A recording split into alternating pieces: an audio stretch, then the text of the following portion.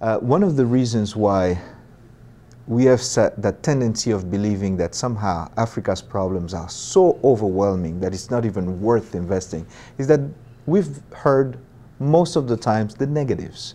So in other words, everything that is not working, all the problems and wars and difficulties and all that. But what we seldom hear is the stories of resilience, the stories of people who rise up in the midst of that destruction and devastation, the stories of the people that are bringing solutions in situations that were actually hopeless. And then number two, what we don't realize is that the reason why all these things are unfolding have sort of a spiritual component to that. The devil will never want Africa to rise because, again, this would be a voice to the entire world, a voice of hope and change, and this would be a voice of God intervening in this world through the people of Africa. And so that spiritual component is very important. You know how they called Africa in the past? It was called the Dark Continent. And then do you know how they called the central part of Africa? It was called the Heart of Darkness.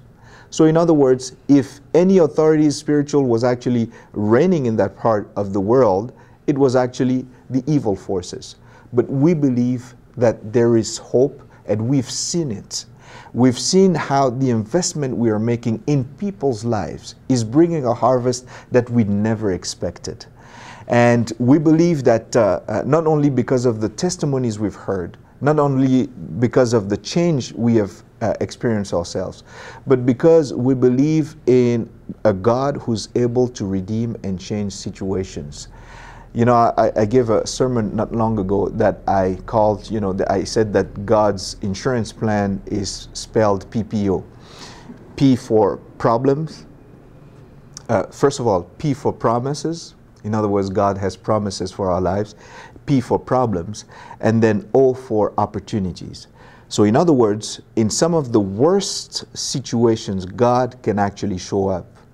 You see that in the three Hebrew boys in the Old Testament who find themselves in the furnace, and that's where they see the fourth man, who is actually a type of Jesus Christ.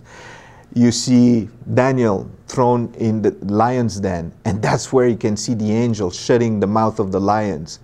You can see Paul and Silas in the middle of the night in the prison cell.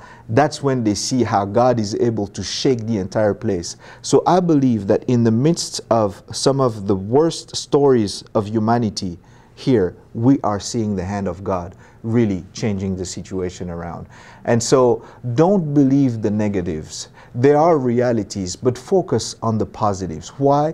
Because in the midst of those situations, there are new stories being written.